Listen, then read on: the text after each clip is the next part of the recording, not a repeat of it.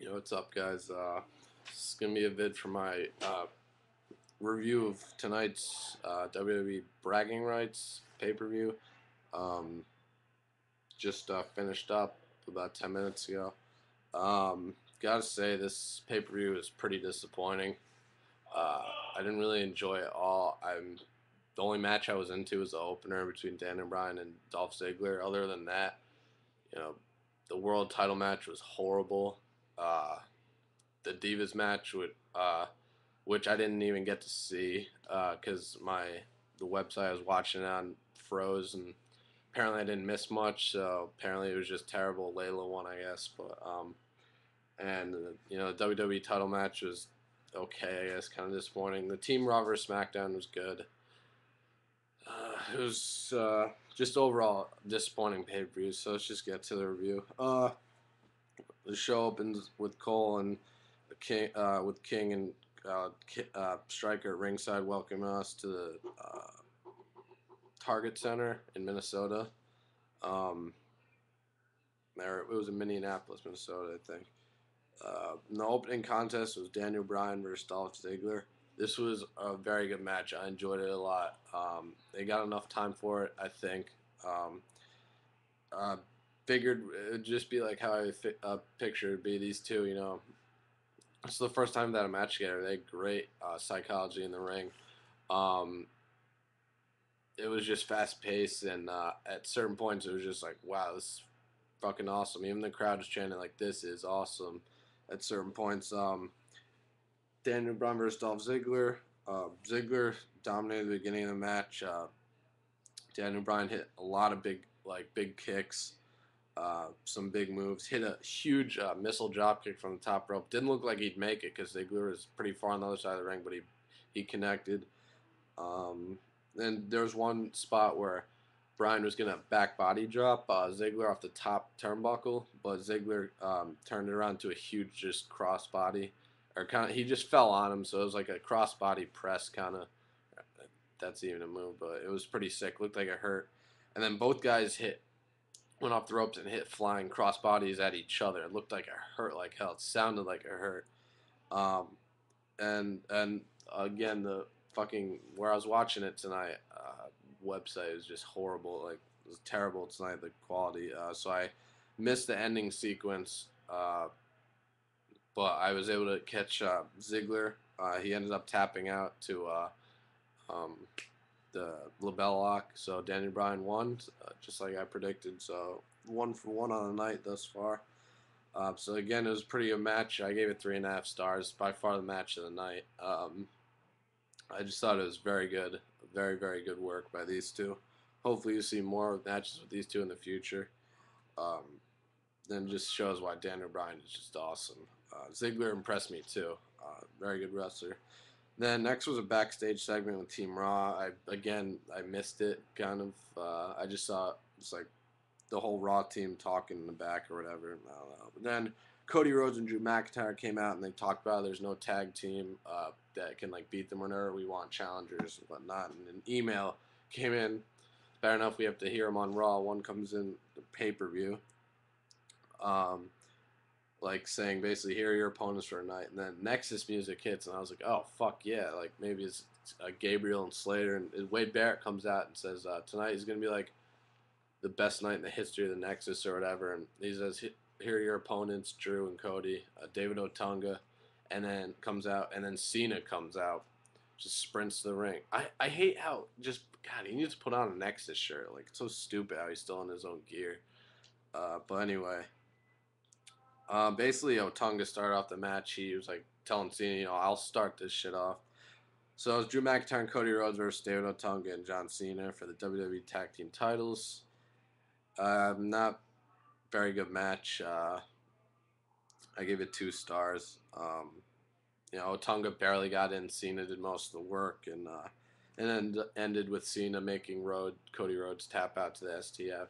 And then after the match, Otunga was like celebrating with both belts, and then like he gave the other one to Cena, and Cena was like, "Wow, I just did all that work" or whatever. And he FU'd Otunga and just left with both belts. Just make me hate Cena even more. Can't. Oh man, I cannot stand him. So I gave it 2 stars, like I said, and that's being generous. I don't know, it was just there, you know. It wasn't anything special. So yeah, that match was kind of shitty. So new tag team champions Otunga and Cena. And at this point, I was like, oh, maybe Barrett will win the title tonight and like just have like all a gold in Nexus, you know, minus the U.S. Intercontinental Championship. So then next we have Ted DiBiase versus Goldust. The match was added last second tonight. I had this 2 stars. It was okay for what it was. It was probably like 7 or 8 minutes, I think. It's kind of slow. Crowd wasn't really into it. Uh, DiBiase had a nice drop kick counter to Goldust coming off the top rope. Hit a spine buster for a 2.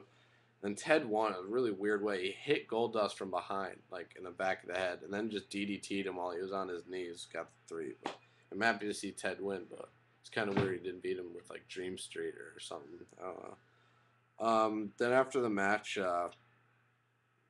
Maurice, you know, she attacked Oksana during the match, and after the match, Maurice had the $1 million belt, but Oksana like attacked her again or whatever, and rolled out of the ring, and then Oksana picked up the $1 million belt and looked like she was like, you know, flirting with Ted. She's fucking sexy as hell, and she was like looking at Ted like, "Or I want you" or whatever, and came up. Ted was like looking around like, "Is this happening?" or whatever, and it looked like they were gonna hook up for a bit, but it was just a distraction, like I figured. And Goldust hit the final cut on DiBiase, and he and Oksana left with the $1 million belt.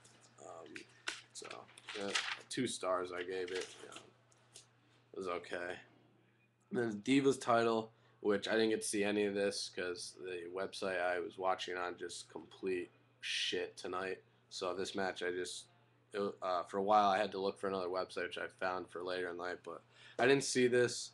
The chat online apparently is telling me it was just complete shit, and Layla ended up retaining, I guess. I just gave this a NA, so I didn't get to see it. Apparently, yeah, I'm really disappointed Natalya didn't win tonight. I don't know what the hell they're doing with this late cool stuff. It is horrible.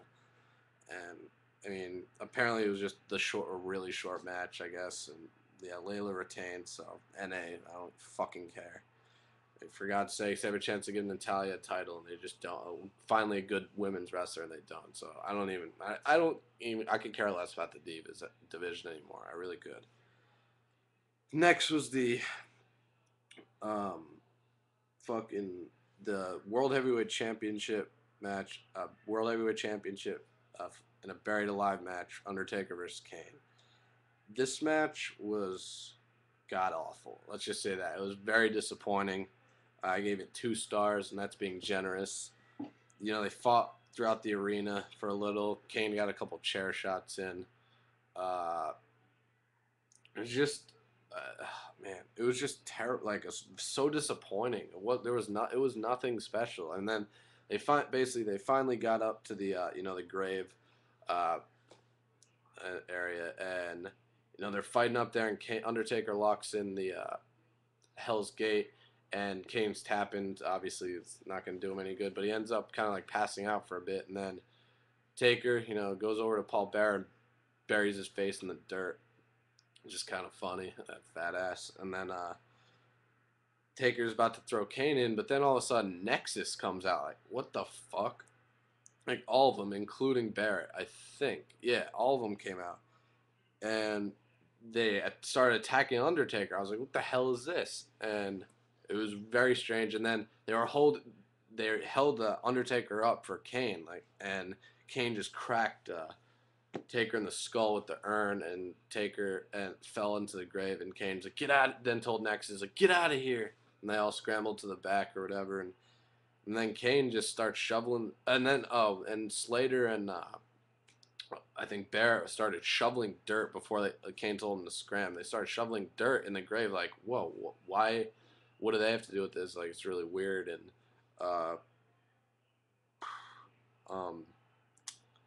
sorry. And then so yeah, Kane tells him to scram, and then Kane, just he retains the world title, and he does his little fire thing, and then all of a sudden, and then the bulldozer dumps the dirt on the Taker in the grave. So, I like I said, I predicted that one right. Oh yeah, by the way, my prediction for Layla and Natalya is completely wrong.